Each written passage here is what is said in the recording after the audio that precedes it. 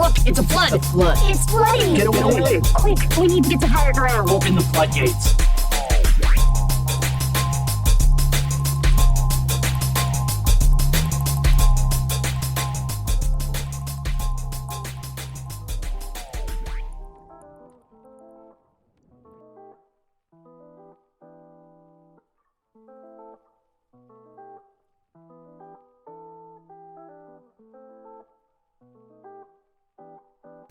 Trump and the elites vote Elon off the island. Free speech for sale. Has MAGA canceled culture? Move over, Austin. Saudi Arabia is the new comedy mothership. America takes on one battle after another As the tide rises up and crashes through his dock and Ziggy with the flood. That's right, your favorite weekly pop culture digest, taking the news happening around you and discussing how it shapes the culture that defines you with our pop perspective. to put that culture in context And make the mainstream make sense, because if we don't make sense, we don't make dollars. Hello. But we are, in fact, making dollars, in fact, thanks to our patrons. Enraged Peacock. Hey, we see you subscribing again, Slater. He be staying subscribed. Coolin' Mario Lopez with the coins and the drop. You know what, Future Dan? Drop the Mario coin sound effect. Drop the sound effect like thunder, cause here comes Thunder Night. Ryo and Andrew P. Raymer. Shout out to y'all for keeping the lights on, paying the RSS fee and whatnot. You know, if it wasn't for them, we wouldn't have this fancy new sound equipment that we constantly have problems with, but sounds way better. I mean, if it wasn't for them, I don't know how we would be surviving not being raptured right now. Yeah. I mean, how disappointing. After This is all that at least the build-up. fourth rapture that I've lived through. After all that build-up. I And mean, 2012 was supposed to just be an outright apocalypse. you had people giving away their whole fortune, selling their furniture, because this was supposed to be the one. This was supposed to be the one, and that coming from none other than the scam capital itself. The podcast world. A South African preacher proselytizing, again, prophesizing. Again. Podcasts are way too important in 2025. My question is Podcasts are way too important right now. how much do you think he profited off of that shit, right? He's like, yeah, go ahead, sell your shit to me. As a matter of fact, don't sell it. What are you selling it for? If it's not like money is going to be useful where we're going, you're going to leave it all here, so just give it to me. Give me all of your things, because the Lord is coming back for real this time. How mad do you think all of the robber barons that somehow get into heaven, how mad do you think they're going to be when they realize it's a socialist paradise? I thought you were going to say when they don't see Charlie Kirk. No. It's all a socialist paradise. Same thing. They're like, wait, there's no value to extract? No, because there's infinite everything. There's no We're all ownership. happy. You don't have to exploit us. ownership. Actually, there's no reason to. You might get your membership fee revoked if you do, actually. They really don't want to be here, right? Could you imagine being that excited? But that's what it is at its core, right? Like, a lot of it is being funded by the idea that at a certain point, this whole system is going to be shook up and they're going to be proved right. And I'm not like trying to, diss or hate on people who follow religious paths. Like, this isn't, some kind of persecution despite what the president may have you believe. But just imagine talking cash shit, right? Like, and it's not even the same thing as when black people thought they were going to get superpowers. Right? Like, that was clearly, like, playful. I was so ready to be Richie. In a way, you still are. Right? Because here we are, shocking America. One pod at a time. Yep. And oh boy. We don't even need NPR to do it. Has this week been a shock. right? Speaking of shock, you know how we like to start things off here, and that's by shocking the systems with our algorithm anthem. And this week's anthem on the algorithm is the Queen Doja Cat, back at it again with gorgeous. I don't know why I said it like that. Gorgeous. Her brand new single off of her brand new album, V. That's right, the internet pop queen. Not even Princess anymore, right? Like, that's Sabrina Carpenter has taken that mantle now, because Doja is clearly the queen, blowing Cardi kind of out of the water already. It's like, that's a little salacious. Cardi has 3 kids. Down.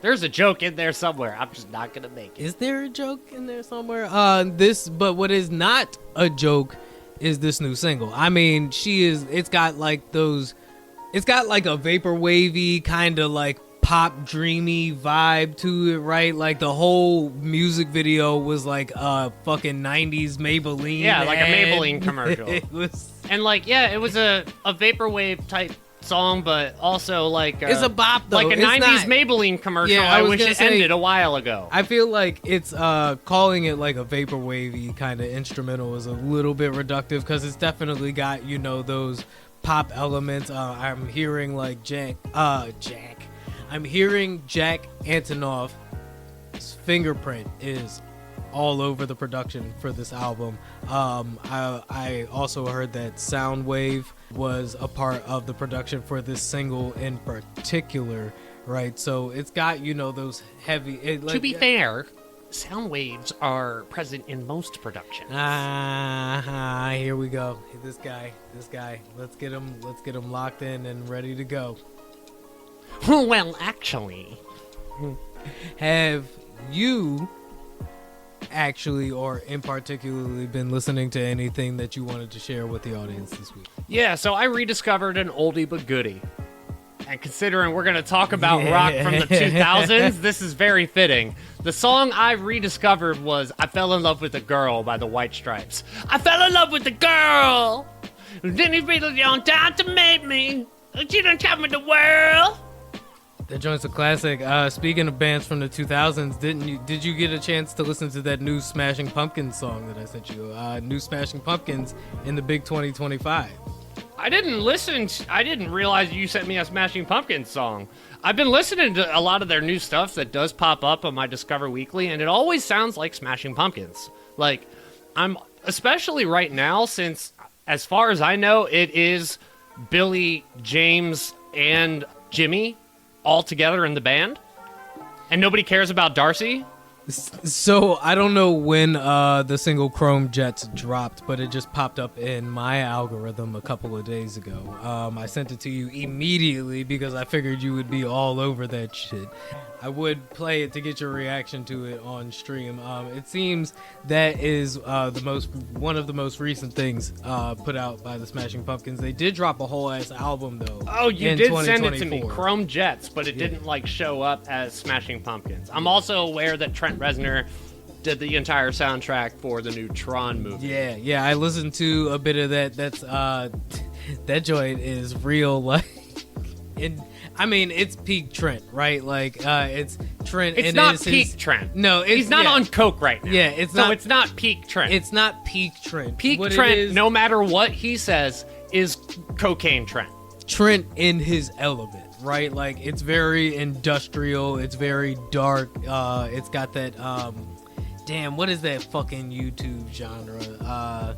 It's not synthwave. What's the other one? I don't know. It's cybercore, right? It's fucking Tron. So if you want like that kind of like YouTube background ambient, like this is perfect. If you don't want something that sounds like it might be AI if you don't want something that Doja Cat is singing over, check out the Tron soundtrack by 9 Inch Nails.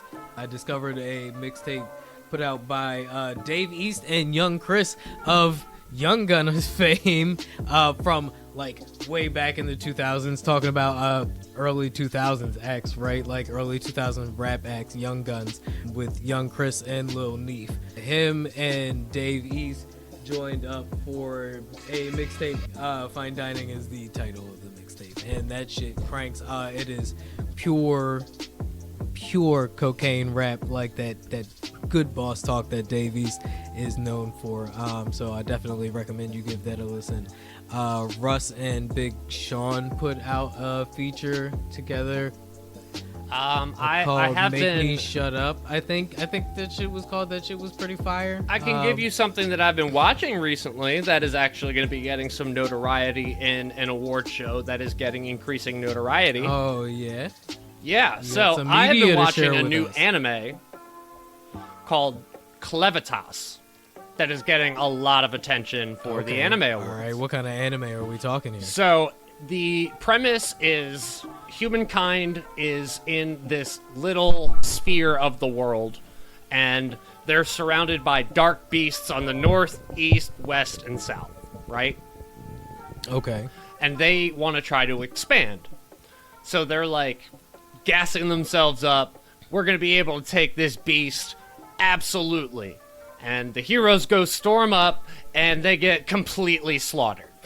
Okay, Like, so immediately. it feels like- completely slaughtered. I'm getting reverse Attack on Titan here, where they Immediately completely slaugtered. And the dark beast named Clevitas was like, these humanoids actually got close to me.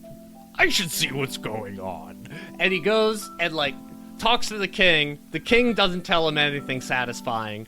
And he's like, I guess I'll just destroy all of mankind now. And, like, he's destroying the, like, entire capital until somebody is like, save this baby.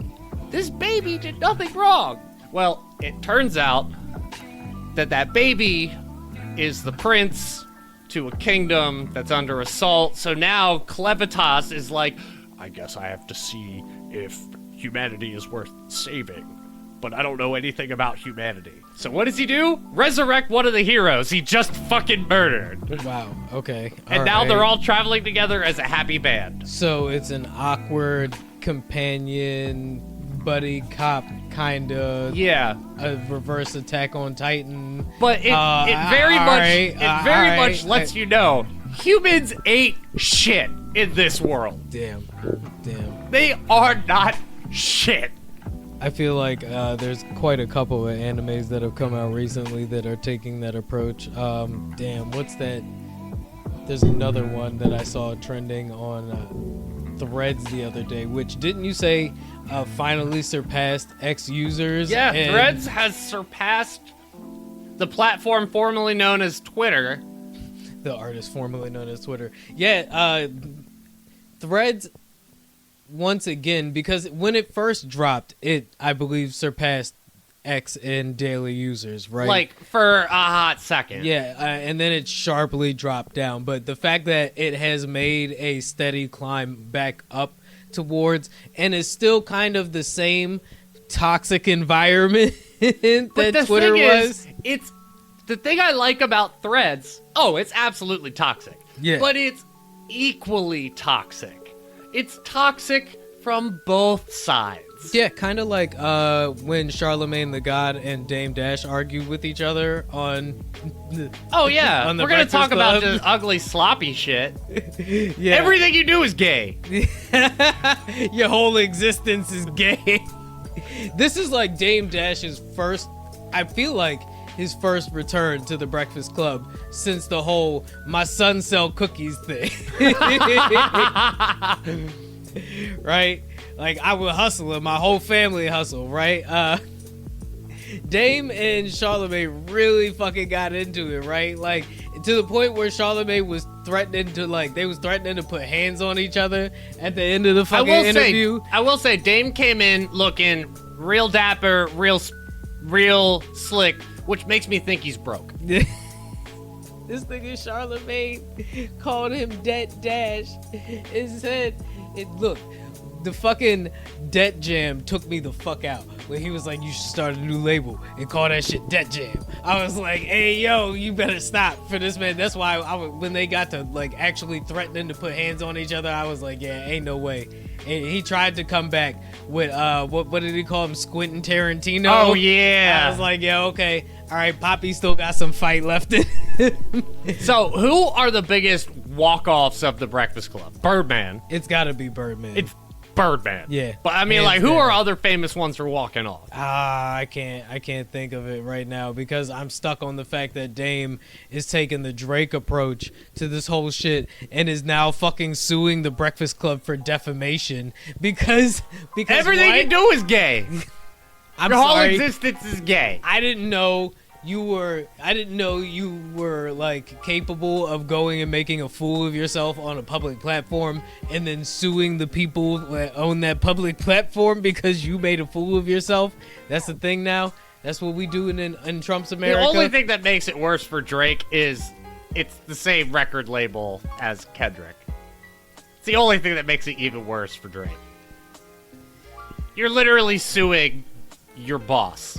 It's about to get a lot worse for Drake, and let me tell you why. Because a new contender has entered the ring. That's right. You know, in crazy transitions, right? We had John Cena make a heel turn over the summer, right? America is doing its own heel turn at the moment, right? And we had Andre come back before a flute album, and now beloved actor Lakeith Stanfield is trading in his acting career for a singing career. I'm imagining, I know he doesn't sound this way, but I'm imagining Lakeith Stanfield making music like Tom Waits. Do you want to hear the song? Do you want to hear Tom Waits also? No, but do you want to hear? Look, it's our man got Kid Cudi for the feature. All right, pause.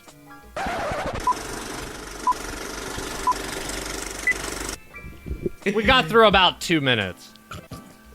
I was willing to make it through the whole thing, but Zig tapped halfway out, and I honestly don't blame him because at a certain point it felt like I wasn't watching a music video anymore, and I was watching like a deleted scene from. Yeah, I was about I'm to sorry say. for bothering you. I was about to say that was an amazing music video, but the song was terrible. I don't know if I would call the music video Lakeith amazing Stanfield is a either. fantastic actor. Yeah, but that singing, But that bro. music video was Man. was terrible. It was trying to be like this like electronic ballad kind of thing, but it also felt like Fast it was life. kind of written by Kanye West, right? Who is Kanye West GPT. Yeezy, who is going through his own thing right now. Have you seen he's got a new documentary coming out? In whose name, which he claims will change everything. Yeah, I don't care. This nigga's got unreleased footage, he claims, of interactions with him and Kim and Chris I don't care. that are supposed to change everybody's perspective on stuff. You know, it doesn't really help for discussion. I get that you don't care, but Kanye is still like a big thing. So like you could at least participate in the discussion.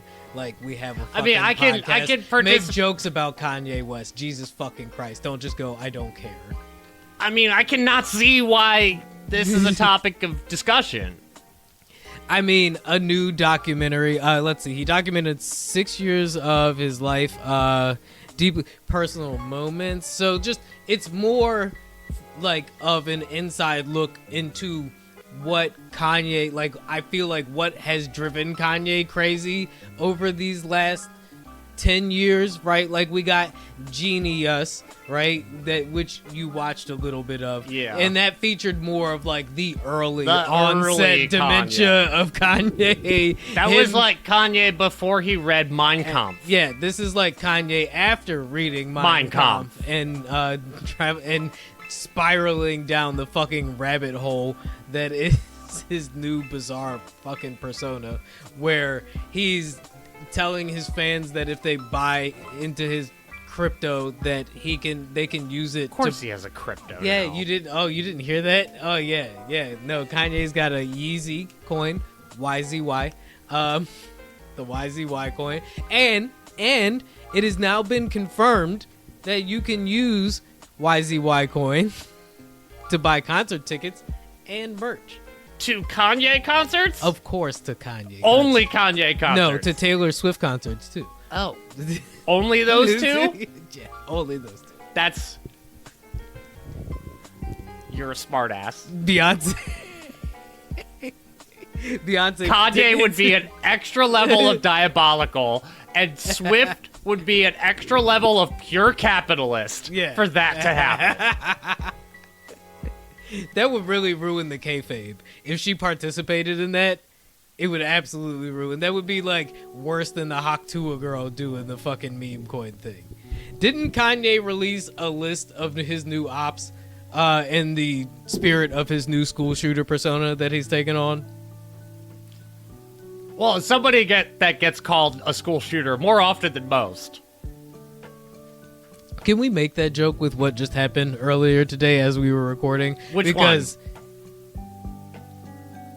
In case you didn't know, now you know. I wasn't talking about the joke. I was talking about the school shootings. The one with the Mormon church. Oh. You know why people shouldn't do school shootings anymore? They happen so often, you're not even going to get remembered. At this point, I hate to say it like this, but I feel like they do it because it's a meme. We've gotten to the point where school shootings are a meme in this country. I'm just waiting for somebody to do a school shooting with 5 bullets and then label them 1, 2, 3, 5, 6, 7. Where's the missing bullet?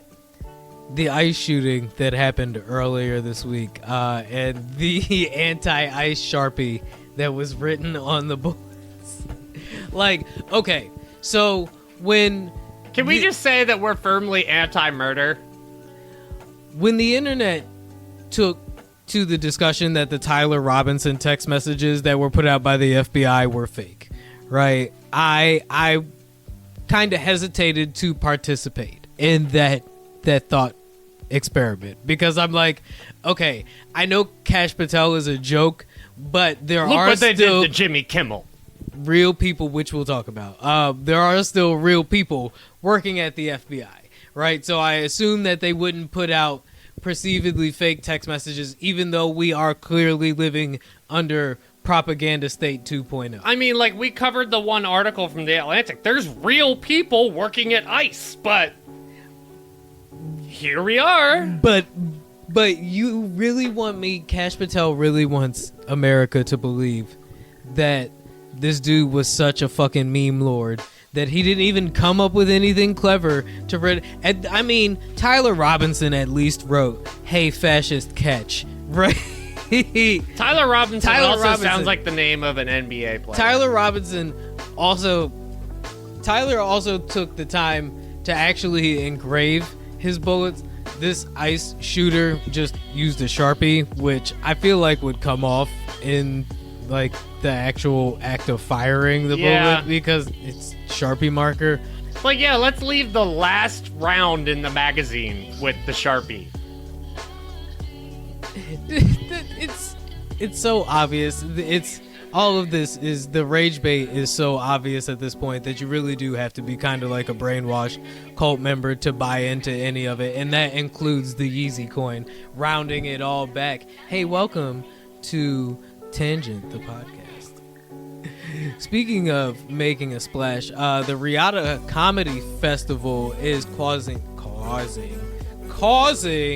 quite a stir on the internet as quite a few comedians are being called out for participating in what is Saudi Arabia's largest comedy festival, obviously being funded by, Saudi family money, because, oh my god, this fucking legends, all the global comedy legends in Riyadh lineup is stacked. It's unbelievable. Everybody from Kevin Hart to Dave Chappelle, Aziz Ansari, Andrew Santino and Bobby Lee, Chris Stefano, Chris Tucker, Gabriel Iglesias, Hannibal Buress, Jimmy Carr, Joe Coy, Louis C.K. I'm skipping over names, by the way. Pete Davidson, Russell Peters, Tom Segura, Whitney Cummings. It's almost like who's not on the list. The one that's getting the most attention for being on the list is Bill Burr. That's it. You notice I cleverly left that one out for you to queue up in there. Yeah, because Mr. Eat the Rich is performing for the rich in what is probably the most grandiose display of authoritarian wealth abuse on the planet. on the planet. I mean, like, does Saudi Arabia even actually have like an economy, or is it just like the Saudi family? I mean, from the propaganda videos I've seen online, they seem to be living it up there. I mean, you know, I probably not to mention, like, Peggy spoke great of it in the new season of King of the Hill. Yeah, I wonder why. I wonder why. Did you see also the depictions of their life in Saudi Arabia? What did Hank say? It's like the 50s.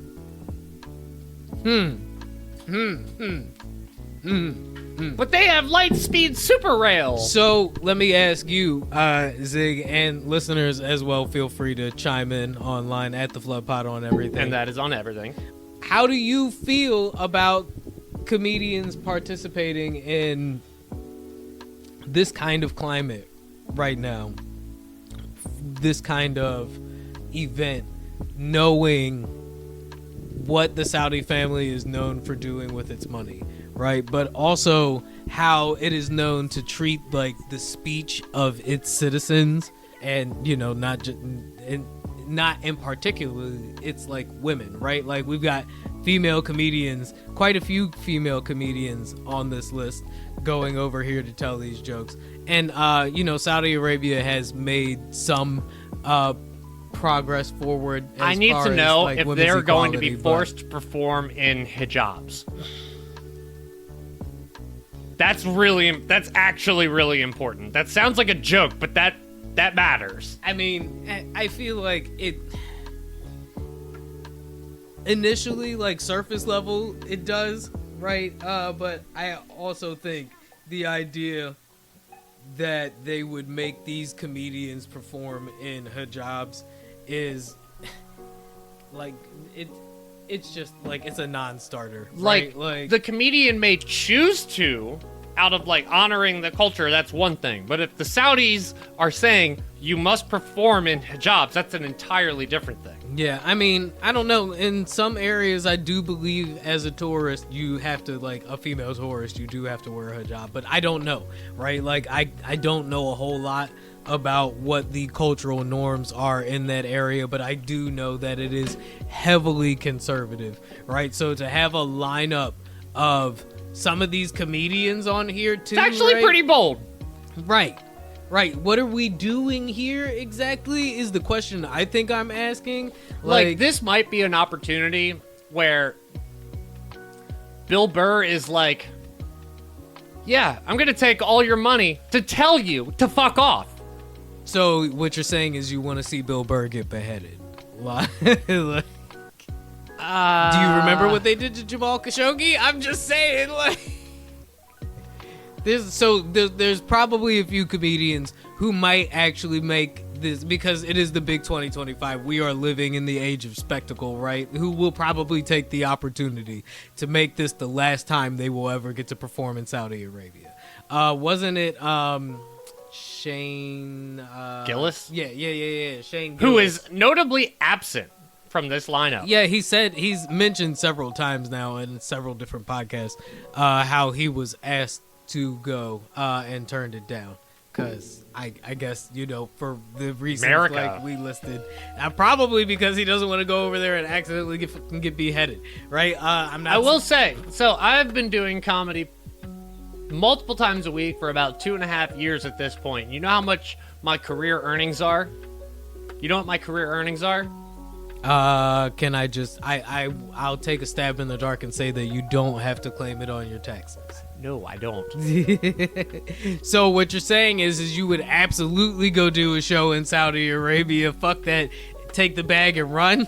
I think there is a certain point for some of the comedians on that list where they're like, all right, yeah, fuck yeah, take the bag and run. There are some that I can see being like, take the bag and run.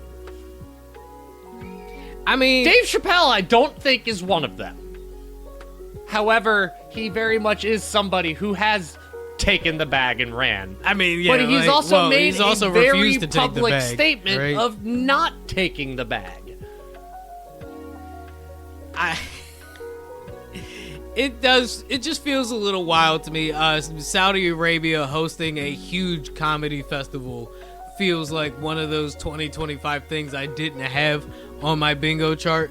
I didn't have the Vatican hosting a big comedy festival in 2024 either, Yeah. but that happened. Yeah, fair enough. Meanwhile, here in America, what was supposed to be like the home of free speech, people have to like fucking boycott Disney to get Jimmy Kimmel back on the air. But we'll talk about that after This break.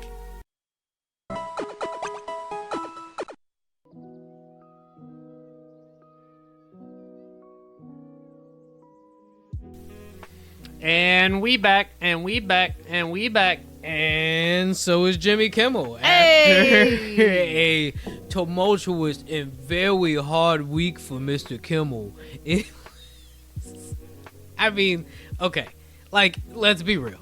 It was kind of alarming that we are currently in the timeline where it is that easy for the government to insert itself into public discourse, right? Yep. I was thinking earlier this week, and I know we're going to go into our culture dump or whatever, but 2025, as far as culture has been concerned, not much. Kind of sucks.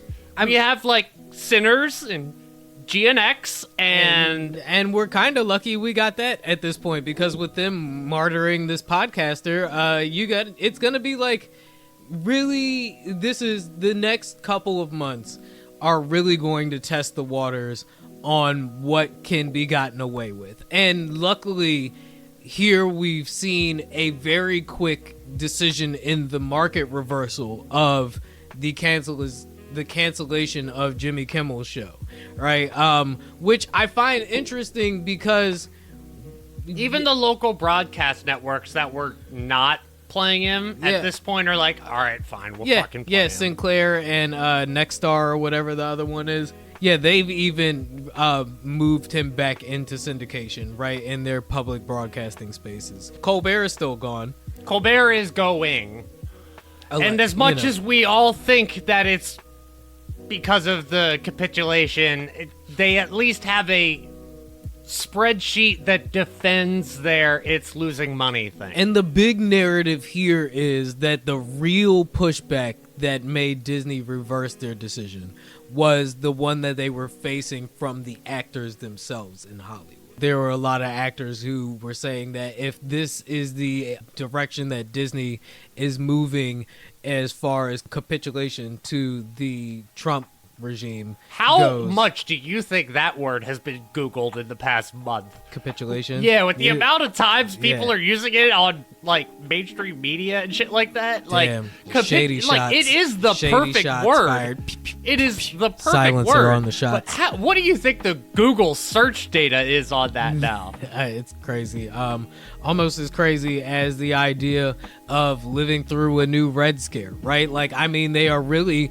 ramping up the anti-leftist rhetoric, right?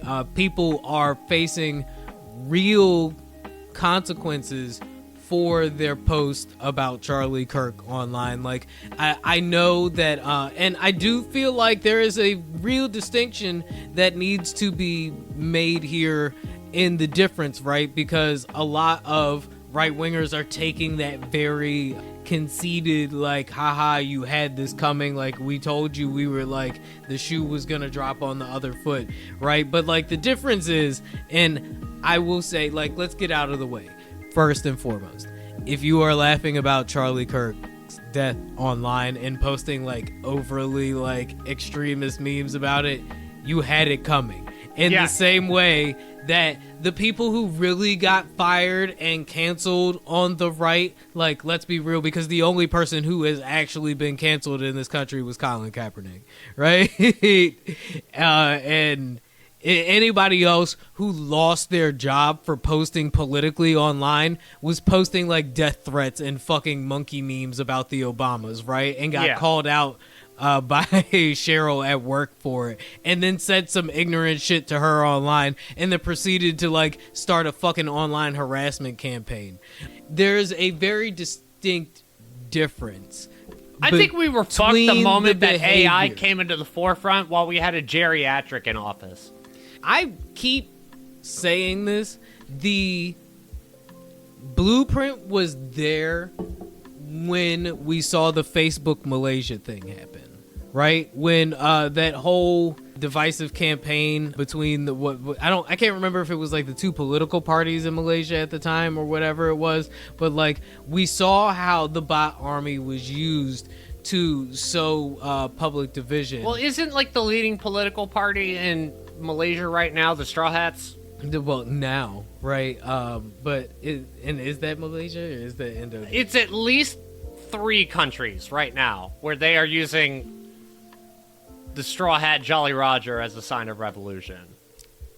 But to the point, right? Oda wants to be emu.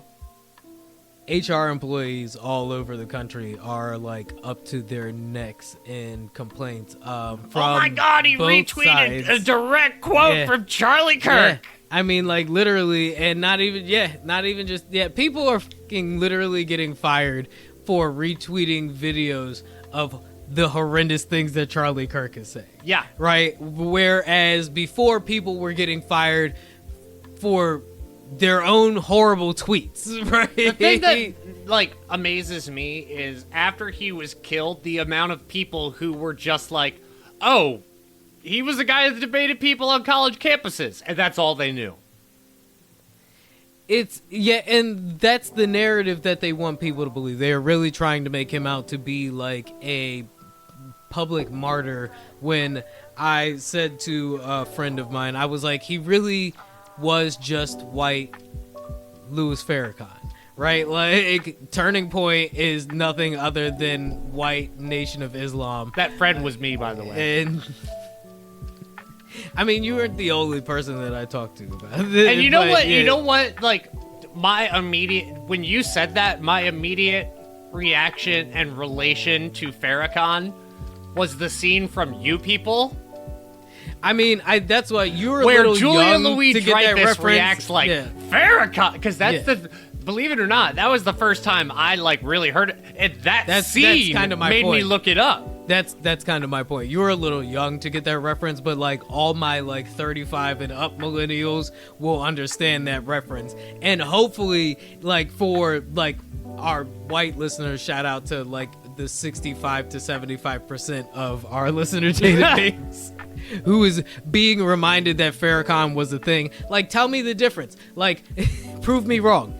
Prove me wrong. In the spirit of Charlie Kirk, what's the fucking difference between Charlie Kirk and Al Sharpton, or Charlie Kirk and Louis Farrakhan, right? The like amount of I will even say that comparing Charlie to Al Sharpton is disingenuous, because Al Sharpton's speech and rhetoric wasn't nearly as hateful and as divisive as Charlie Kirk's was.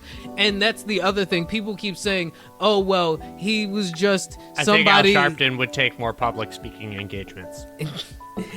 And more fairly. I feel like he more fairly engaged with young conservatives and young white nationalists even, right? Whereas Charlie Kirk was somebody who went around and I don't necessarily like the phrase beat up on college kids, because he wasn't too much older than the college kids he was debating at the time. He was younger than both of us. But to say that he was really, like, Charlie was well read on his narrative. So he should have been going around debating people like Christopher Hitchens, right? Like Ta-Nehisi Coates, right? Like, yeah. But no, instead he was going and... Ta-Nehisi Coates would be like, it would be like Mehdi in that thing. He'd be like, come on, ask me a real question. You know that's a bad question. He should have been debating people like King Mehdi Hassan, right? But no, instead he was going to college campuses and he was doing like he was like doing globetrotter shit for white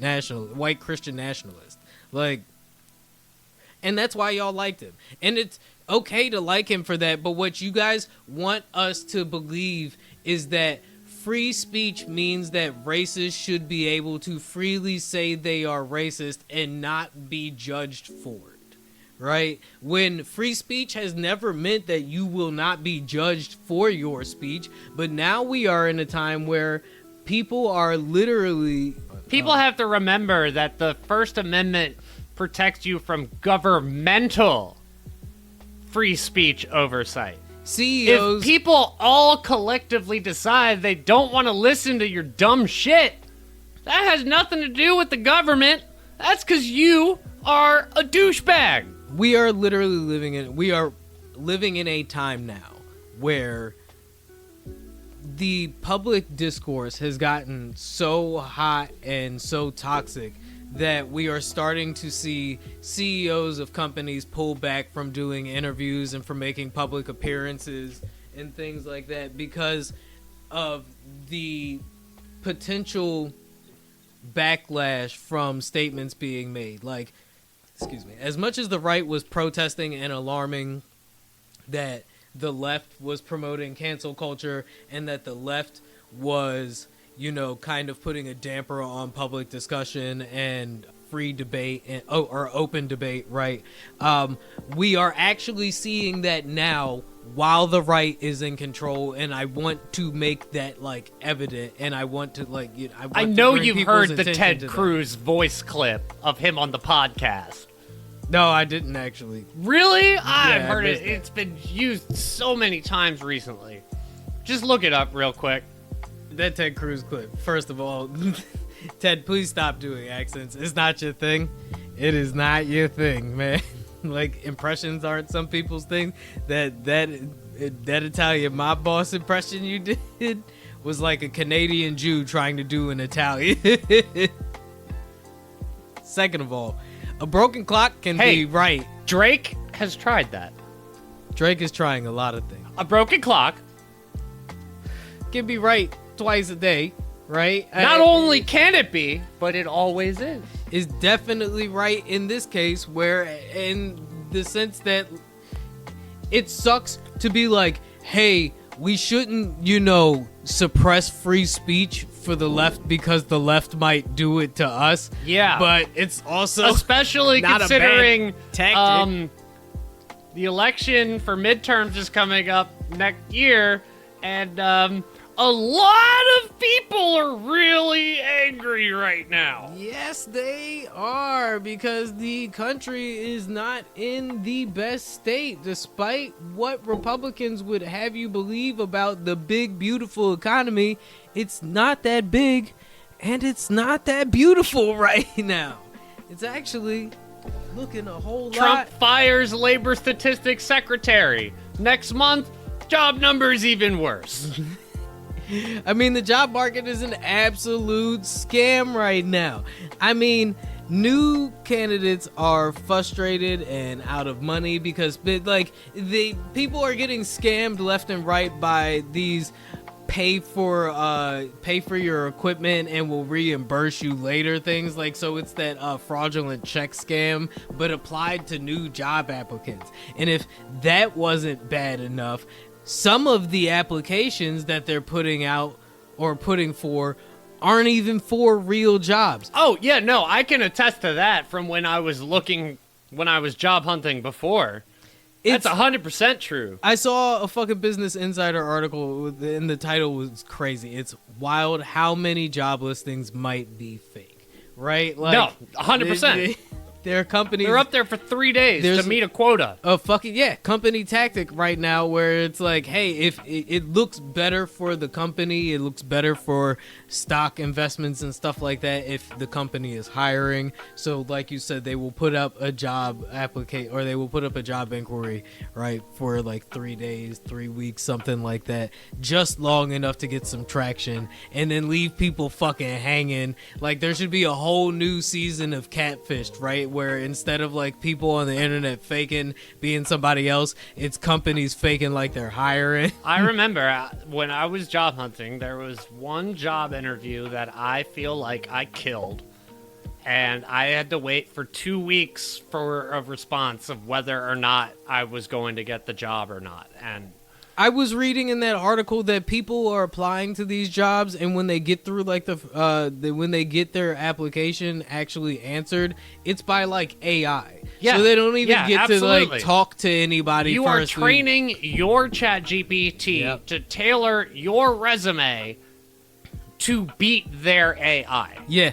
And it's this sick back and forth where like they're developing better AIs to track these chat GPT generated resumes and shit like that.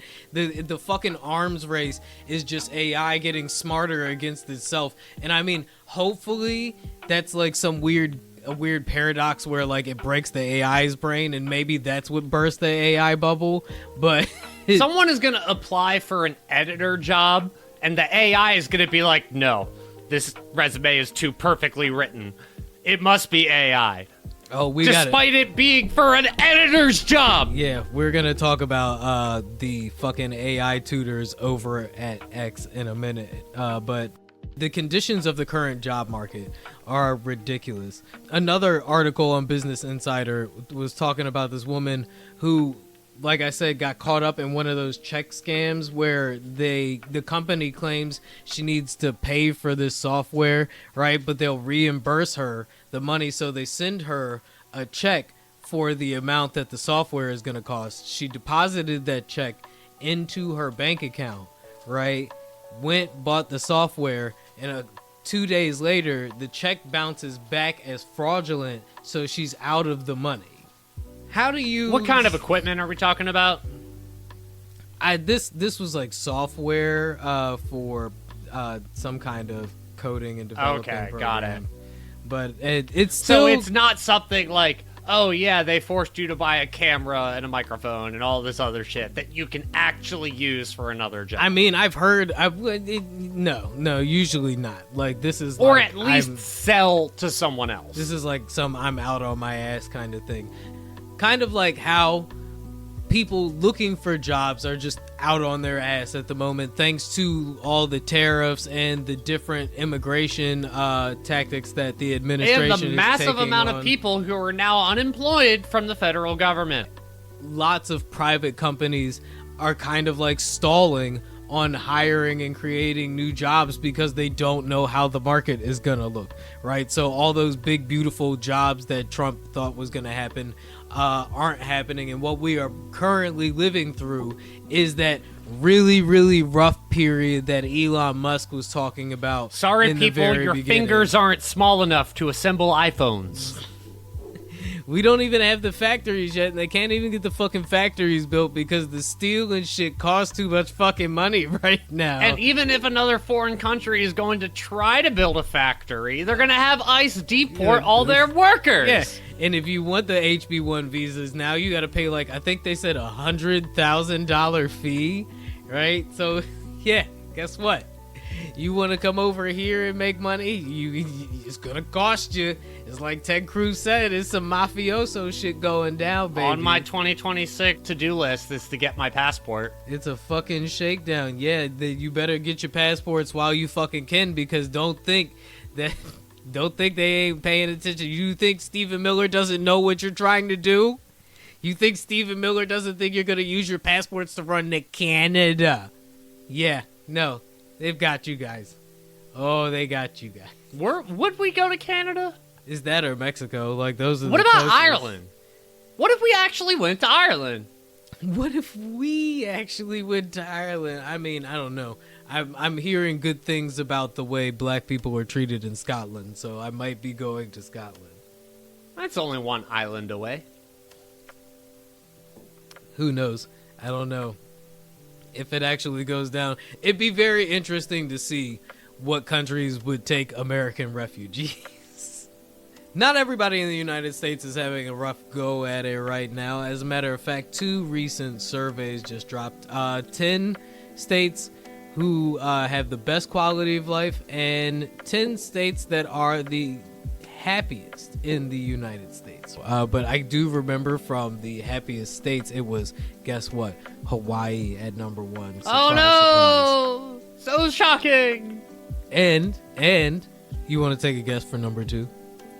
Let's say Alaska, because it's not the continental United States. Absolutely fucking not. I feel like the people in Alaska are absolutely miserable, and probably worried they're gonna get invaded by Russia at any minute. Hawaii is in the middle of the ocean, so they gotta feel real good just knowing they're like, it takes a lot of resources for them to even send ice here. but it was Maryland. So Number 2? yep. CNBC, however, just released their annual America's Top States for Business study, which includes a quality of life amongst its categories of competitiveness, with metrics like air quality, crime rate, health, and childcare being some of the defining factors for quality of life. And Maryland was number 2. Well, no, so that was happiest states to live in, right? This is quality of life. Yeah, Maryland enjoys their blood sport dark humor. So out of the top 10, 3 came in tied for 8.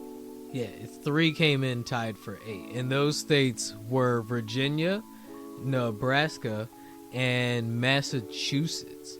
Virginia being the 5th fittest state in the union. People in Virginia having a generally good air quality.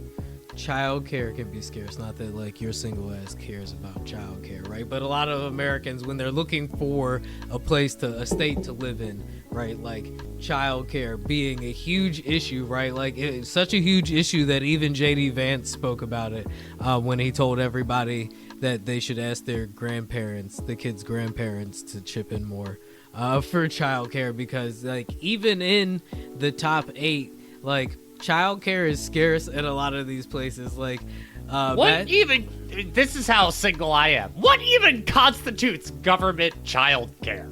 So it's not government childcare. What it is the amount of licensed childcare facilities per like capita. Preschools? Not just preschools, but like daycares, after school care, and stuff like that for you to for per like capita. Massachusetts, which ranked number 1 in primary care and mental health care per capita, and number 2 for dentists, with just 2% of Massachusetts residents lacking in healthcare insurance, which is the lowest percent in the country compared to the 8% nationally. I would like to see how happy they are with their health insurance. Massachusetts is also the leader in worker protections, according to Oxfam America's annual score of best and worst states to work in, which I do have up here as well if you wanted to take a look at that. However, Massachusetts has poor air quality and child care, while more accessible is expensive, right? Like that's also the problem. So it's like if child care is accessible and plentiful, it's usually like expensive as hell, right? Like yeah, costing families like anywhere from 8 to 15 to 18%. I think I said here in North Dakota, child care is expected to be about 9% of the median household income. Okay, so you are a very relevant person to ask, considering your daughter is about to turn 4. So let me break some more numbers down to you, right? North Dakota came in at 7, and one of the things they lead with in North Dakota is that no other state offers more accessible and affordable child care than North Dakota, according to all the data, right? The Peace Garden State, with 462 licensed child care centers in a state of fewer than 800,000 people, right? So just do the numbers. Yeah. A 2-income household making a median income can expect to, as I said earlier, spend only 9% of their median income on childcare, which is significantly low, especially when you consider that even in states like North Dakota, mortgage and rent can get up to anywhere to like so so your if somebody's monthly check is income. $1,000, 90 of it would go to childcare. Yeah, I mean, childcare is quite the topic. As I said, it was mentioned in several points in the debates. Hawaii shows up again at number 6. I'm gonna go ahead and jump to the top 3 though. Do you want to take a guess at what state comes in at number 3 for highest quality of life in the United States? Pennsylvania. That's your final answer? For top 3? Yeah. That's one of my top 3 finals. It's actually New Jersey. What? Yes. Believe it or not, New Jersey has the 9th lowest violent crime rate in the United States.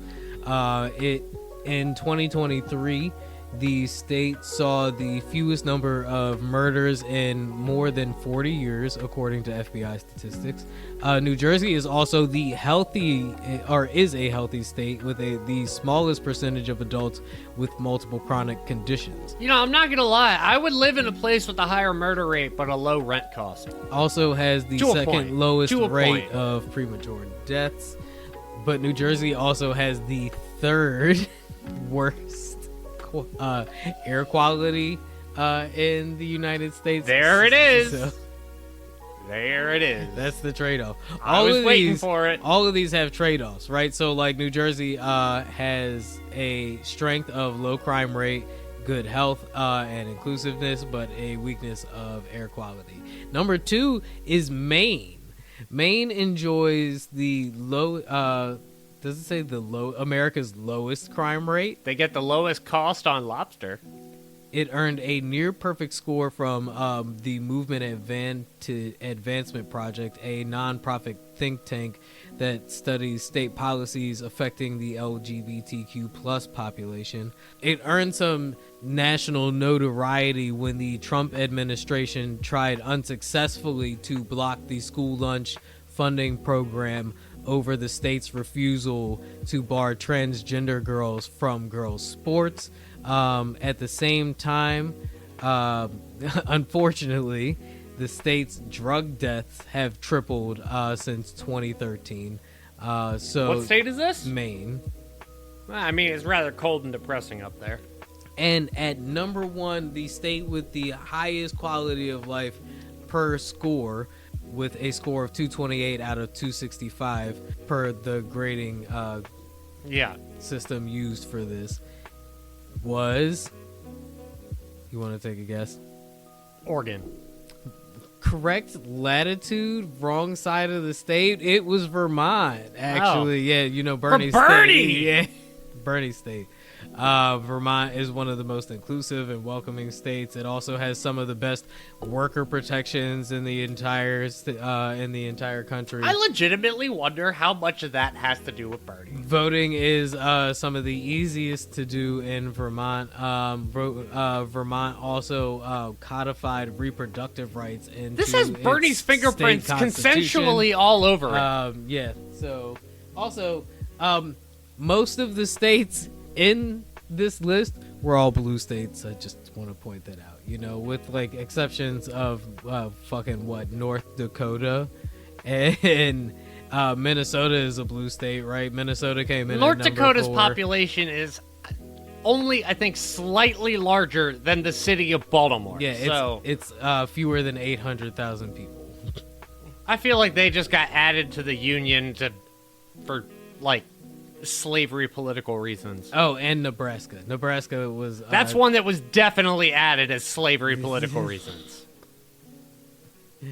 Nebraska came in. So, you know, if we cross-reference that with the 10 most affordable states, and I'll just go ahead. It's crazy when you look at history to see how short-sighted historical figures are.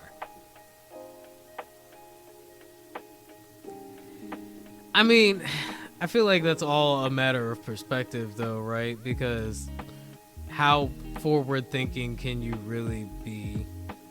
But yeah, like if you cross-reference that with some of the most affordable states in the union, the most affordable states in the union are all red states, and it's because nobody wants to live in those Mississippi, states. Alabama.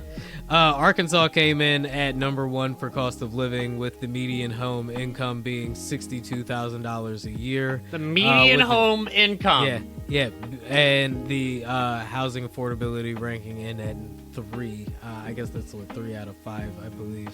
2 being Mississippi with the median home income of $59,000 a year. So yeah, of course, it's cheap to live in these fucking places. Mississippi, Louisiana, Alabama. West Virginia.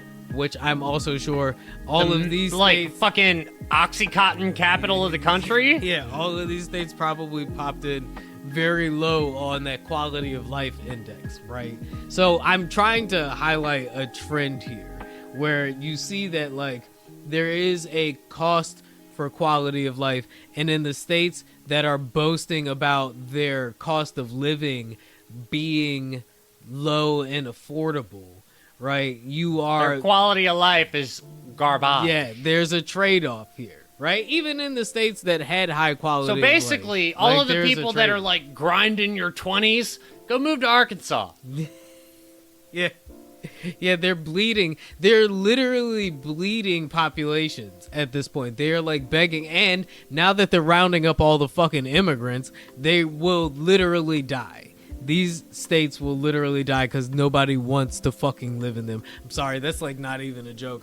I got like kind of dark there just now, but that's the problem that they don't want to address.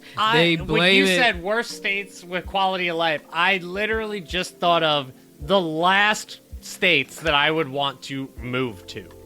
They blame it on the immigrants coming to take the jobs, but it's because the corporations don't want to come to these places, because people don't want to live in these places because they suck. They kind of suck.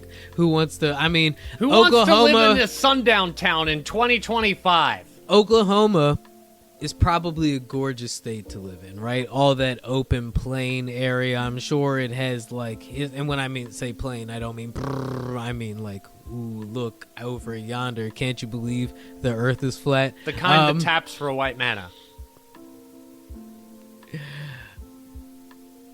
But there's nothing to fucking do. There's nothing to fucking do in Oklahoma because nobody wants to invest in Oklahoma because the governments there suck.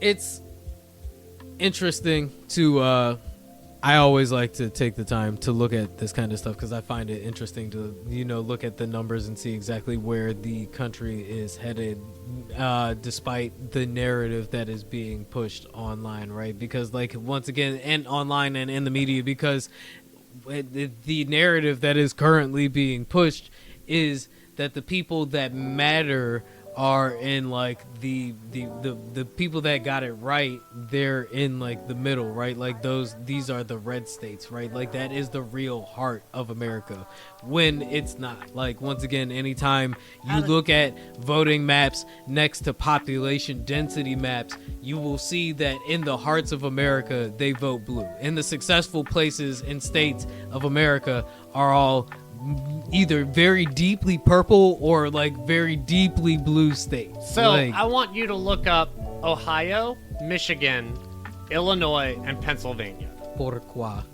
Because those are 4 notoriously very purple states. So what am I looking for in regards to Quality of life. Oh, where they showed up on the quality of life index? I can tell you they didn't show up in the top 10. But I bet they didn't show up in the bottom 10 either. Okay, maybe Ohio. Considering it's literally a synonym for uncool in 2025, apparently. Skibbity.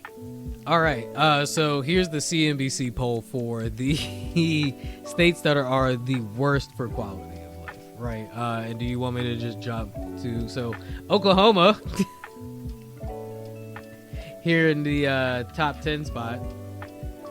So the 4 I asked about were Michigan, Ohio, Pennsylvania, and Illinois.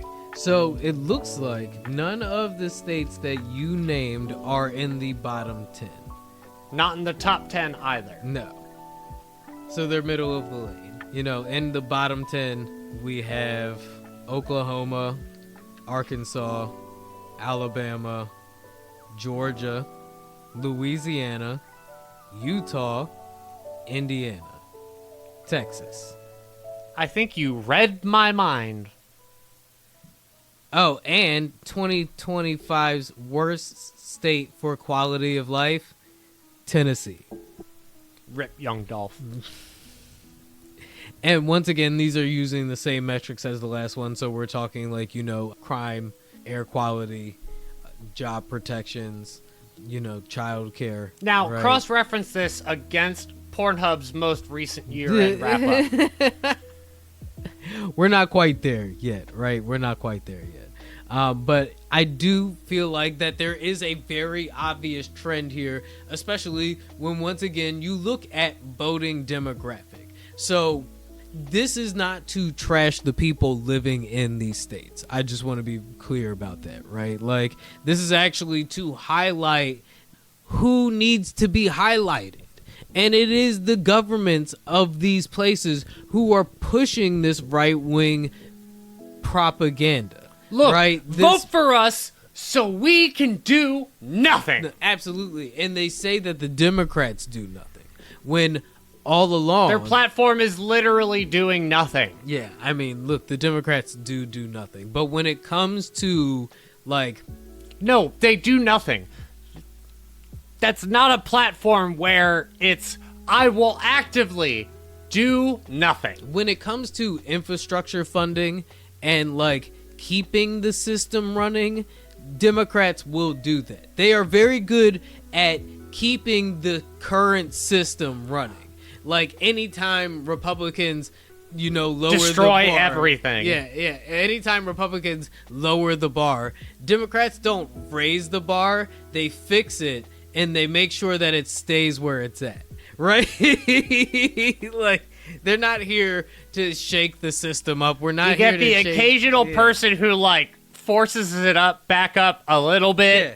No. And then it just stumbles right back down, like Obama to Trump. Politicians don't force the bar up at all. You know what does? Culture does. Culture moves the bar every single time. The people go, hey, no, this isn't enough. We need you to actually change this. And then Congress goes, oh, fuck, they might. Hashtag release the Epstein files. Yeah, like, no, seriously, dude. Like, the fact that they won't let up off of his fucking heels about that shit. And now the person who got the whole thing stirred up into, like, the national conversation again, right? Because, Epstein has always been mulling in the background of conspiracy theory. Cash and Dan.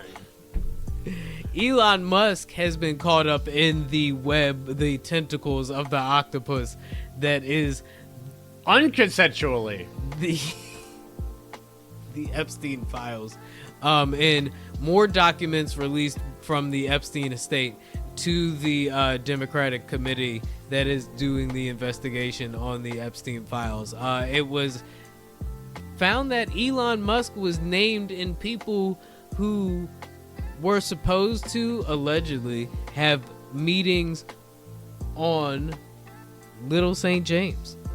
There was a note that read March something Elon Musk on the island. Is this still happening? Yeah. So, not as salacious as a hand-drawn nudie note. I just want to point out that but in 2008, in the film Iron Man, Elon Musk is briefly featured in a cameo, and he says, "Hi, Mr. Stark," and Tony Stark, played by Robert Downey Jr., says, "He's a pedophile," and keeps walking. Every time I see that clip, I'm like, that's gotta be AI generated. Nope, because there's really no way. in the movie. There's no way, dude. Wow, the people over at XAI... You have to remember, Iron Man, the first Iron Man, was not a Disney production. Well, the people over at XAI, the tutors who are trying to help improve Grok's sexy mode, are suffering through what is unrelenting amounts of AI-generated child abuse content, we'll call it. Because if you didn't know, people are using image generators to generate child abuse content because... And women getting shot in the head, apparently, if you haven't heard about that story. I have not heard about that story. It's just awful. AI, it really is the Antichrist. So yeah, there was a YouTube channel, I think, that was literally called Women Getting Shot in the Head. And it just did very photorealistic AI videos of women getting shot in the head. It was exactly what it sounded like. That's a crazy overcorrection. No, if you know that, or if you are aware of the pattern, that it's actually very rare for women to be shown getting shot in the head in Hollywood movies or in TV for that matter. It's kind of like, if you think about it, like just think about the amount of times you've actually seen a woman get that's shot a very, in the head. male gaze type shit. I'm very hesitant to say that's a part of the male gaze because, like, I already said this about, like, the term. First of all, I don't like the term gooner. It's something I use. Don't ruin that movie for us. Something I use begrudgingly, but I feel like there's a lot of gooners who goon begrudgingly. I will say, I think Wireback does cross a line. Fucking Clanker crosses the line, but we're not talking.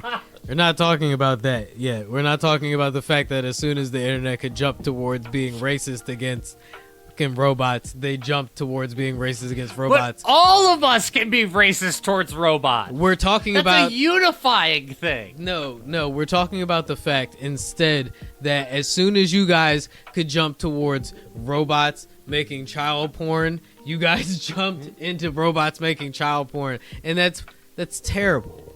Like, I don't mean white people or the internet. I mean the internet. I just, like, although the overwhelming amount of people convicted of child pornography and child porn trafficking in this country are white men, but we won't talk about that right now. I fail to see the benefit of allowing that kind of thing on your platform. I feel like that's going to become a problem at some point for Elon, especially seeing as he was one of those people who said it was going to be his mission to get rid of all of that kind of content once he took over X, and turns out joke's on you, Elon might be into that shit. And it's all so tastefully ironic when you know that all of them are just projecting and Hey Google, play Alanis Morissette. I wish this would stop. I wish I could get off of this ride now because, like, what the fuck, bro? Like, he had to have known that by drawing attention to this thing, it would eventually come out. Do you think he really thought that he had big balls in them, scrub the data so much that they would redact his name from the files? I do believe he think that. I do believe he would think that. Yes, I do. Yeah, I'm not gonna hold you. I believe that Elon Musk would think that he would get the smartest, most forward-thinking people to metaphorically suck his girl cock. That they would go, yeah, let's scrub our boss from the Epstein files. It's so confusing to me because they are doing the contradictory thing, like, really, really hard, where it's like, he's like, I've got the smartest and the brightest young minds ever, but it's clear that these kids are, like, absolute fucking dumbasses who are just excited to work for Elon Musk, right? So, yeah. And we have to either believe or be lied to. Right? Like, we either have to believe, oh no, the media is lying about big balls, and that's what the young geniuses do. They're all just kind of, Mozart made fart sonnets and stuff. Like, why shouldn't this young tech entrepreneur be called big balls? I mean, Zuckerberg was a social idiot before he made Facebook. The Wozniak brothers made Facebook. Zuckerberg marketed it. Yeah. All right. Whatever. Wozniak twins? I think it's the Wozniak twins. I mean, did you not see, was it the Social Network? Yeah. Also, soundtrack by Trent Reznor. Man, it just... Oscar award-winning soundtrack by Trent Reznor. Also, what a script by Aaron Sorkin. All of these, like, he was like, yeah, we have tech entrepreneurs and supermodels and a rock star on campus, and he was the most famous one. Who was the rock star? Doesn't matter. It's so funny you said that because this all feels like it's a really wacky West Wing plot. Like, oh no, America gets taken over by fascism. It's so like, it's not even tongue-in-cheek. Save us, Martin Sheen! It's not even tongue-in-cheek anymore. Wasn't Martin Sheen a Republican in that show? Yeah. And oddly enough, I feel like it'll be some fucking common sense Republican that takes the House and saves us all and takes America back to like common decency. Martin and Sheen's no, I don't president mean JD from Vance. West Wing, I would be like, okay, he's an adult. I mean, even That's what I would think. Even Peacemaker now, didn't it just get revealed that he's living in like a Nazi version of America in Peacemaker? I literally have to make sure that on Thursday I activate my HBO because, you know, my Disney Plus and Hulu subscription is going to end soon. Free Jimmy Kimmel, free speech. I mean, listen, it's getting to the point now where, as I was saying earlier, even CEOs are dialing back on the kind of things that they take public stances on, not just because, you know, Donald Trump is literally saying he's going to go after George Soros and people of the like, but if it's not the government coming after you, then, you know, you might get Luigi Mangione down here in these streets. It's hot. It's a hot time to have a public opinion. Yep. Right? And I just want to point out that when a Democrat was president, it wasn't like this. People were talking about getting canceled by Joe Biden and them, and like I keep seeing posts every other day about different platforms coming out and saying that the Biden administration pressured them to silence speech and stuff like that, when they are completely ignoring that the speech was allowing people to post videos about how drinking bleach will cure COVID. Yep. And now people are literally afraid to talk and say and speak their mind because, yeah, it's like the temperature is up. Yeah, I mean, at least if they're going to get us, that we'll know that they listen to the podcast. That's crazy. If I get assassinated over this podcast, I would be like, you know remember what? me like Charlie Kirk.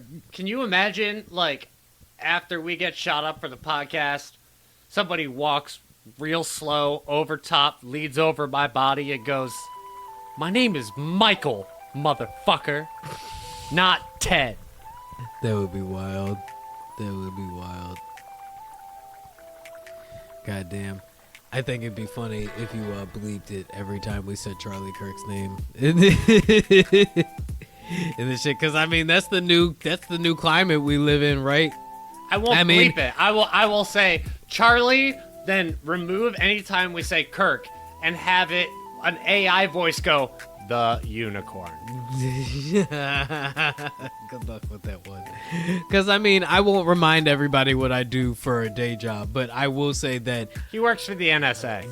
there was a very prominent email that was sent out by the head of our administration that... Whoa, random thought. What level of security clearance do you have to be a janitor at the NSA? Damn. I feel like that was dry snitching. You probably do have to have Q clearance for it's like not Q clearance. Well, I know for a fact you can't even get into the parking lot without a security clearance. Yeah. Source, I accidentally tried to deliver something at the NSA. I had to wait there for 45 minutes, and I still managed to get a ticket. Part of the HR article, and as I said, I have also received at work. I don't know about you per se, right? But lots of companies have taken steps forward to cut down on the discussion about the whole Charlie Kirk incident online, right? Like it has been specifically been told that we are not allowed to talk about that shit on social media platforms and stuff like that because, you know, their HR is tired of dealing with people calling in about Charlie Kirk and seeing posts about shit online. Like, for my job,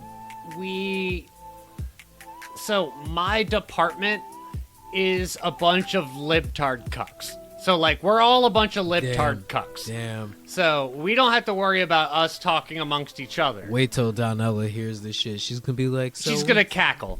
What's a libtard? I might actually have to explain what a is a libtard is. cuck? I had to... quick aside. My boss has never heard Not Like Us. Wait, for real? So when I told her that we have a problem with Drake on the podcast, and she was like, "What did Drake do? What is this?" That's what I keep saying, bro. She You was keep like, "What saying did this Drake weed do?" shit. And I was like, "What hasn't he done?" You and keep she's like, saying "What do this you mean?" And I'm weed like, "Well, shit. for starters, he's a pedophile." And her entire face just changed, like it was Pat Bev finding out about Karl Malone. That's not fair. Drake is allegedly a pedophile, and it's not a weed thing. I don't know this nigga Aubrey. I don't have any problems Yes, with let's call Mr. him Aubrey. Graham. It's funny when we call him Aubrey. I don't have a problem with Mr. Graham, right? That nigga can make a banger tomorrow and it's gonna get added to the playlist. I still bump old Drake. I do think that it is extremely funny and tastefully ironic that he embarrassed himself like that on a national platform, and that Kendrick Lamar was the one to put boot to ass and hand him that ass whooping in front of everybody. Hey, Yes. Drake, while full on Stonewall riot stride. Yeah, this nigga said Stonewall riot though. That's wild. However, once again, am still in the mind that, like, you know, this is entertainment, and if I see fucking The Undertaker in the streets, I'm not gonna run up and punch this nigga in the face Fuck for ass, what no. he did to The Rock, right? That's my point, right? Like, it's not fuck Drake. If Drake, I mean, which one with Central C? This shit is a banger. I mean, Nokia, right? Like that shit. I mean, that's got a lot of hits. That algorithm hit worked for us on that episode. Yeah, hey, come on, man. Let's be adults here. You know, all the tribalism is the fucking problem, right? I think that was kind of my big takeaway from the Drake Kendrick beef, right? And that's kind of my big issue right now with what's really going on with the current cultural climate. It's too much fucking tribalism, right? Especially when the real issue isn't left versus right. Right, like, and it's. I mean, the real problem is we're forced into false dichotomies at every single turn. That's yeah. I mean, all right, Carl, but like, what, you know, it's so obvious and so heavy-handed the way that they are trying to make that be the issue, when the real issue is class warfare. Like, they keep saying it's a war now. The war is on now. Yeah. Right? Like, it's there's the war on the left has begun. Right? It's not a war on the left. It is a war on the working class. And it is a war on two fronts, a psychological front and an economic front. Right? And they are literally using propaganda to shape economic policy. It's as simple as that, and yes, that's boring when you put it like that, right? It's much more fun to go, the left are demons, and they want your babies, and they're gonna take your saviors and shoot them in the neck. Like, yeah, and fire him for telling that joke, but also comedy is legal now. If they were a real QAnon person, they wouldn't shoot them. Yeah. They would slit their throat and drain their blood and drink it for immortality. Oh my God, who said that? Who said that? QAnon? I mean, they were saying, you know, comedy is legal now, but they literally just tried to get a comedian fired for saying the president. They had to outsource it to Saudi Arabia. For the yeah, comedy is so legal now that it can legally be outsourced to Saudi Arabia, like the rest of the jobs in the United States. Come on, what are we doing here? That's what's killing me, right? Like, it's the tribalism, right? And that's what's killing me about hip hop. The way the Drake beef got so tribal, and I know, like, you know, in a boxing match, you're supposed to pick a side. Is it Canelo Alvarez or is it Terrence Crawford? Like, who's it gonna be? Like, you're supposed to pick a side in a battle. If they really tried to, like, fucking Marvel Civil War the entire, like, hip hop, it just made it not fun anymore, right? And that's why I think I really gravitated towards indie and alternative music after all that happened. And Deftones. Proud of you. Yeah, I mean, that, I guess Deftones Proud of you. aren't indie or alternative anymore, but Technically, they're new metal. and pretty mainstream. Speaking right? of new metal, we have new metal. Yeah. In the music drop, we definitely forgot to mention that there's fucking new Limp Bizkit out. Out Like, of nowhere. who would have predicted that? Fucking, and what a troll track, and to be just perfect for the debut of the return of Limp Bizkit, right? Making Love to Morgan Wallen. That's the name of the track. Yeah. Making Love to Morgan Wallen. That is a very Limp Bizkit. Yeah. Chocolate starfish and the hot dog flavored water. Yeah, no, it's great. What's not great is seeing like the president's top advisor foaming at the mouth to tell the left that they are nothing. Right? I don't know. Donald Trump at the UN saying America's doing amazing. All your countries are going to hell. That was another moment. In the same week, the president, in the same breath, the president and his top advisor went on some epic monologue. I mean, Jesus Christ, if Stephen Miller was actually mad about the Lex Luthor comparisons, he didn't do a great fucking job at deflecting from that shit. You are nothing. You create nothing. You have nothing. I mean, he literally was like foaming at the mouth. And Donald up there, they tried to kill me with the escalator. We're investigating it. We're a fucking joke. We're a joke of a country. I said this when he got elected. I said this when he got elected, and I truly and honestly feel like a good 2/3 of the people who voted for Donald Trump the second time around did it out of pure irony to troll the libs. This nigga is a troll president. I think you're right. It's just like the idea of owning the libs is so appealing to people for no reason. It's reverse Trump derangement syndrome, right? Where they were like, it is a total like, oh, it's our turn now kind of thing, right? Like your uncle was canceled because he wouldn't accept your transgender cousin, right? And now everybody's like, okay, Ted can't come to the cookout anymore or Thanksgiving because he gets too drunk and always wants the dead name Sarah. And he's like, fuck that, Trump is president and you gotta whip your dick out at the urinal now, Sarah. What do you think about that, Sean? Yeah.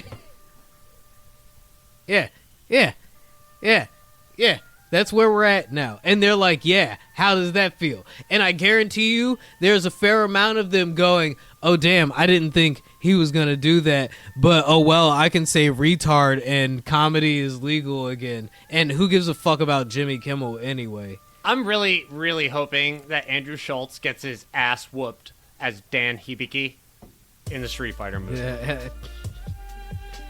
I mean, dude, it's wild. I think the whole Jimmy Kimmel, the thing that makes it so goddamn funny to me is that it's Jimmy Kimmel. Right. And it's Jimmy Kimmel. That's kind of like this is the guy who was born to exist in awkward situations. That's what I'm saying. When you distill the takes down, a lot of people are like, It had to be Jimmy Kimmel. Like, a lot of people are like, I don't even really care about Jimmy Kimmel, but the fact that like Jimmy Kimmel got Jimmy taken, Kimmel? Really? Yeah, Jimmy Kimmel got under your skin that much. Yeah, it wasn't South Park, right? Like Comedy Central had more balls than that, right? Like, I did want to make Paramount had. I want to make note. This is a statistic that I have been fully aware of for several weeks, but I haven't shared on the pod. CBS settled with Donald Trump, right? For a couple $1 million. ABC, I think it is. No, CBS did. I mean, listen, he is the most litigious person in the country. Paramount is the parent company of CBS. So, they settled with Paramount. Trump settled with Paramount for some amount of money. When you compared that money to Matt and Trey's contract for South Park, they are paying Matt and Trey $93.75 for every dollar they settled with Trump. Listen, and that still doesn't even touch the amount of money that Rudy Giuliani has to pay Dominion voting systems, right? I know Fox is on the hook for almost $750 million. 1.3 billion. They won For Rudy? Yeah. Wow, they got Rudy for more than Fox. Yeah. Which, to my point, while people keep suggesting they're not getting a dime out of Rudy. the big beautiful bill, or not the, excuse me, while people keep suggesting that, you know, the voting lie, right, was real, why Rudy gotta pay 1.3 million? Billion. Why Rudy gotta pay 1.3 billion? Right? Why, you know... you saw his hair melting off? He's got enough shit to worry about. Jesse Waters keeps talking about how the left was deplatforming people by debanking them, right? And it's like... I just want to say, you know Jesse Waters is fucking crazy because his last name is Waters, but it still has 2 T's. The entirety that should definitely of be this Waters is crazy. And if he chose the stage name Jesse Waters without getting rid of the second T, that proves that he's an idiot. I pine for the Bush era at this point, right? I think we all do. Right? Wow, you yearn for the mines. Yeah, at least our president back then was just a war criminal and not an idiot. He still did cocaine though. It was good.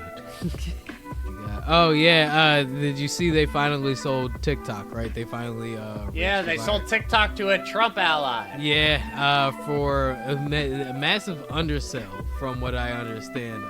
And apparently TikTok has said we didn't sell.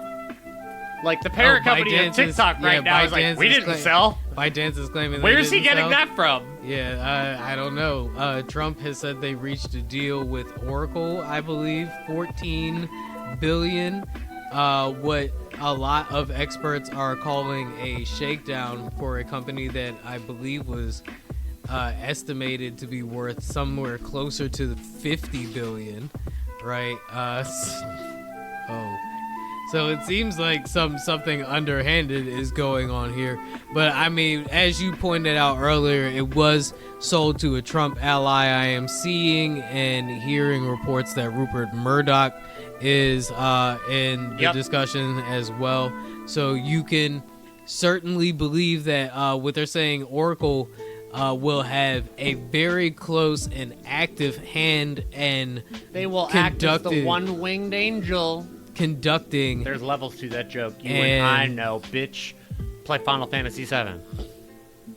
Dictating TikTok's new algorithm, right? Trump, despite his recent calls for a mass deplatforming and delegitimizing of the left, is also claiming that free speech will still be accessed and promoted on the platform. That's because Donald Trump knows that people with a silver tongue can slay monster. You got these locked and loaded. I love it. You ready to go? So are you still active on TikTok? You personally? Personally, no. I know, some of our listeners are. I know a lot. I'm a reader, so I actually enjoy things like threads and... With TikTok being the kind of platform that it is, and being the kind of influential platform that it is, it now being under the hands of the government doesn't feel great to me. No, not really. They already had quite the reputation for suppressing speech. State-run media doesn't sound great. But yeah, I mean, the ever-encroaching consolidation of power that the Trump regime is enacting on all media, it just, I don't understand how you can really fight against the authoritarian accusations at this point. Be the most media literate person imaginable, but if you cannot find media that makes you question your predetermined beliefs, what are you gonna do? And I you don't even know that there's something you have to do. I've said it several times throughout this recording, and I'll say it again, that as much as they accuse the left for being leaders of cancel culture, all this shit wasn't happening when Joe Biden was president. It wasn't happening when Obama was president. You crazy motherfuckers were still allowed to go online and say the inflammatory, violatory shit that you were saying. Yeah, and back you then, were just getting judged we would be for able to go it. through an entire fucking episode without talking about politics. I mean, fucking bronies were a thing during the Obama era. Like, so Your daughter was a homophobe during the Biden era. and you guys were allowed to be as racist as you wanted, as For long now. as you weren't violent. For now. But now, I will say, like, racism is a- back a, in full effect, baby. a very up-and-coming DC comedian, Xavier Morgan, who hosts Nottingham's on Fridays. Shout out to Nottingham. Big Shout out to fan- the crew at big- Nottingham. Big fan of Xavier. Does a lot for the comedy scene. He hosted Artemis last week and was like, we're going to get these jokes off for as long as we can tell them legally. He posted something that was actually picked up by a media outlet known as the Young Turks. Oh, for real? Yeah, he got picked up by the Young Turks. Hey, shout out to fan of the pod, friend of the pod. Shout out to friend of the pod, Xavier Xavier Morgan. Morgan, getting picked up by the Young Turks. He's knocking it out the park with these jokes, right? And the Charlie Kirk jokes may not be working out best for some people at their jobs, but they are getting Xavier the kind of notoriety he was looking for. Yes. And whereas the Trump economy is not doing the greatest numbers right now, I can tell you what is doing great numbers, and that is One Battle After Another, starring Leonardo DiCaprio, Tiana Taylor, Regina Hall, Wood Harris, Sean Penn. Is it Sean Penn? Surprisingly, not Kiki Palmer, who seems to be everywhere right now. No, but it is doing numbers with a opening weekend totaling 22 million at the box office. Who's the director? 48 million globally, and it is directed by Paul Thomas Anderson. That is a familiar name. The movie, according to Variety, is set in a police state in America that looks and feels like the one that America could be turning into in a few years. And what's uncanny about the film is it isn't just a prophetic quality of its authoritarian setting. No, it's not the Hunger Games. It's the way that One Battle Another asks us for 2 hours and 41 minutes to live inside the cave of our anxiety and outrage and passivity and rebellion.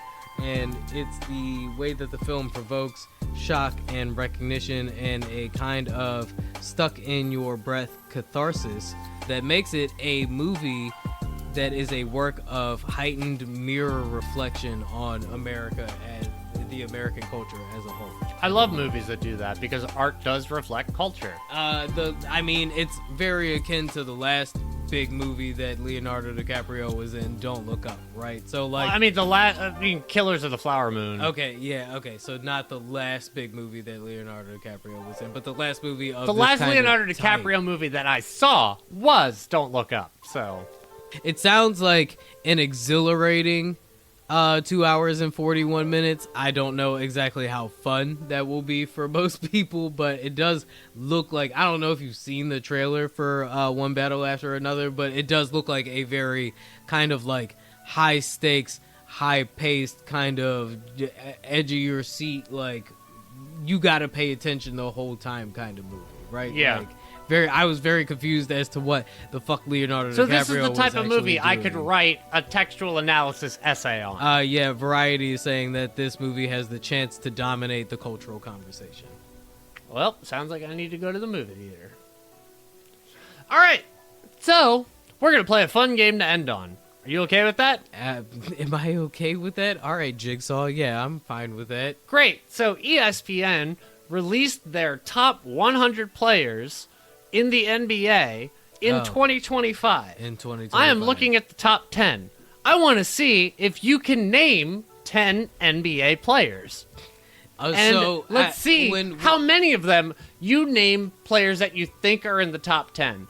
But if you can name 10 NBA players, you'll also win. So are we talking like of the recent Right now, 10 like years? in this playing in the year. NBA right now. This year. I mean, obviously, like LeBron, Steph. LeBron and Steph are both in the top 10. You got 2. Kevin Durant. Also in the top 10, you got 3. What about our boy James Harden? He is not in the top 10, but he is an NBA player. So you got 4. Jason Tatum. Jason Tatum is injured, so he's not on this list, but he's under contract, so that counts. All right. You got 5. Let's see. You have to be able to pronounce their name correctly. Victor Wembanyama. Boom! That is controversially number 5, and that is 6 for you. I was gonna say, okay, so I would like to point out that I am 5 for 6 of the top 10 right now. I'm not like that sports illiterate. Victor Wembanyama being 5 is controversial. You have to name 4 more NBA players. Oh, Jokic. What's his first name? Oh, I have to say the first name too? That's not fair. Isn't it Nikolai Jokic? Close enough. Nikola Jokic. He's number 1. See? So you have 7 NBA players, and you have 6 of the top 10. See? It's you not need, like you need when to we name asked 3 more NBA players. Let's see if you can name the other top 10 I just players. want to point out that I am doing much better than when we ask you about. You are, When we ask you about hip hop stuff. Yeah. You're doing great. Keep it up. Who's what's the white boy that used to play for the Knicks? Kristaps Porzingis. Didn't he just come back from injury recovery? Not in the top 10, but he is under contract, so that's your 8th NBA player. Yeah. I didn't think he was in the top 10, but I did hear that he just came back from injury. He plays in the NBA, yes. Didn't he just come back from injury recovery? He was on and off again with a mysterious sickness all last year with the Celtics. Yeah, I heard that. Yeah, it was like a big prospect because he was like back on, or like I guess back up like for contract. we had the Kristaps Drew Holiday Celtics core. I guess I can't use together Drew for Holiday 2 now. years, and Tatum shredded his Achilles. So, who would be on this top 10 if he didn't shred his Achilles? Right. Damn, I'm trying to think of more current. Even players. the Damn. other N words. Oh, I can't. I feel like that doesn't count. I feel like I can't use Anthony Edwards because you like clued me in on it. Damn. I was about to say Ben Simmons, but it's not Ben Simmons. Ben Simmons is actually not signed. He's technically not an NBA player right now. God damn it. What's his name from Philly? Fuck. I can't think of his name. Oh, man. This is terrible because it's the end of the episode. Y'all know how it gets at the end of the episode. Hey, shout out to you if you made it to the end of the episode. You are the real MVP. If you just throw out generic last names with the first name Jalen, you have a pretty good chance. Oh, no, wait. Never mind. Who almost caught me slipping just now. What were you about to say? No, I will not do that to myself. Jalen. I will not. You were about to say Jalen Rose? No, it's even worse than that. I swear, I feel like you're thinking of an active NBA player. Jalen Green? No. Jalen Brown? You're ruining my chances of getting 2 more NBA players. I did just take 2 of them off the table. Fuck. Who is it that just... All right, I have to tap out. I'm tapping out. No, I'll give you one more. So, there was a legendary trade in the middle of last year. I know. And the Lakers got someone. That's exactly what I was just thinking about, and I can't think of who the fuck it is, and I'm like blank so hard. I am your father. Oh, Luka Doncic. There you go. Yeah. You got 9. Yeah, that's not fair. You helped me with that He's number 3. So you have 7 of the top 10. I feel like... And you need to name just one more NBA players. All you need to name. Just one more. I feel like Sean Evans when they're on The Last Dab. Just one more NBA player, Doc. That's all you need. We will not end this episode like Keke Palmer and Sean Evans. Though. No, not like Pusha T. Pusha T tapped out. Did Pusha T tap out? Pusha T tapped out. That's He's on the crazy. wall of shame. Damn, with DJ Khaled, that's terrible. I can't be up there with DJ Khaled. And I won't say Paul Pierce or Allen Iverson. Neither one of them are currently NBA players. Neither is Master P or J. Cole. Nope, neither one of them. Okay, all right, I can do. Oh, Dwayne Wade. Not active. Damn, Dwayne Wade's not active right now. He hasn't played in like 5 years. Oh, Bronny James. Motherfucker got it. He named 10 NBA players. Technically. And then Can you name 11? No. Because Bronny James is kind of a cop-out. Is it? He's in the G League, so it's like iffy. That's right, I forgot he's not playing with the Lakers anymore. Come on. You gotta. Can you give me 11? All right. I feel like personal trainer trying to get somebody to do their last part of their set. What's the ball, brother? You got. There's 3 of them. 2 of them are in the NBA. LaMelo. Boom! LaMelo Ball. There he goes. He named 10 NBA players. And 1 G League player. He did it, everybody. That's it. The other answer that was acceptable would be Lonzo. Yeah. Lonzo Ball. Yeah, but look at it. Look at us. As long as you did not say LiAngelo, Who is a rapper who is a rapper. currently. And Jalen Hurt, who is a football player. But you could have said Jalen Brunson, or Jalen Green, Yes. or Jalen Brown, Or or Jalen Williams. Thank you, and guys. it all would have been acceptable. Thank you guys for playing with us. Thank you all for making it to I the think end there's of the episode. actually 10 NBA players or more in the league right now with the first name Jalen. And shout out to everybody listening named Jalen. Hit the chat. If your name is Jalen, hit the comments. Let us know. And Don't forget to like, share, subscribe, and everything. let us know what your favorite part of the episode was. Hit us up in the comments, and we need, because we need more engagement if you want to get us cranking in your algorithms. But we, Make of course, the appreciate... Flood Pod the anthem or the algorithm anthem of your week. Yeah, and, of course, we know we have support from our patrons. Enraged Peacock. Hey, we see you at the end of the road here, Slater. Ending up in Austin. A cool cat. A Thunder Knight. named Ryo. Ryo. And Andrew P. P. Raymer. Pew, pew, pew, pew, pew. Shout out to y'all. Ending with the shout outs before we do the closing tag is just another proof that None of this is normal. Another proof, another example. Good God, can't believe we made it to the end of this episode. Deuces. Look, it's a flood. The flood. It's flooding. Get away. Quick, we need to get to higher ground. Open the floodgates.